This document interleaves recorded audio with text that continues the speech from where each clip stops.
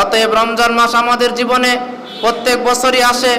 রমজান মাস আমরা সিয়াম রাখার মাধ্যম দিয়ে বা আমরা সারাদিন রোজা রেখে শুধু না খেয়ে থেকে মনে করি রমজান মাসকে আমরা কাটিয়ে দিলাম।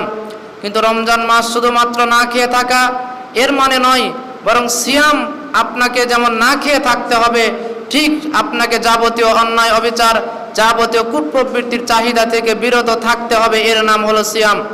আবু হুরায়রা রাদিয়াল্লাহু আনহু বলেন, রাসূলুল্লাহ সাল্লাল্লাহু আলাইহি ওয়াসাল্লাম বলেছেন, মান লাম ইয়াদা কাওলা যুরি ওয়াল আমালা বি ফালাইসা লিল্লাহি হাজাতুন আইয়াদা ফীহি তাআমা ওয়া শারাবা। রাসূল সাল্লাল্লাহু আলাইহি ওয়াসাল্লাম বলছেন, যেই ব্যক্তি রমজান মাসে শুধুমাত্র না খেয়ে থাকলো কিন্তু যাবতীয় অন্যায় কথা, অন্যায় কর্ম থেকে নিজেকে বিরত রাখতে পারলো না, তার না খেয়ে থাকার কোনোই প্রয়োজন আল্লাহ রাব্বুল আলামিনের নাই। অতএব শুধুমাত্র না খেয়ে থাকার পরে আমরা যদি পাপাচার থেকে, আমরা যাবতীয় অনাচার, যাবতীয় মিথ্যাচার থেকে, গীবত থেকে যদি মুক্ত হতে না পারি, তাহলে এই লং টাইম না খেয়ে থাকা শুধুমাত্র আমাদের দেহকে কষ্ট দেওয়াই হবে। এর মাধ্যম দিয়ে আল্লাহ রাব্বুল আলামিনের দরবারে সওয়াব লাভের বা ফজিলত লাভের আশা করা যায় না।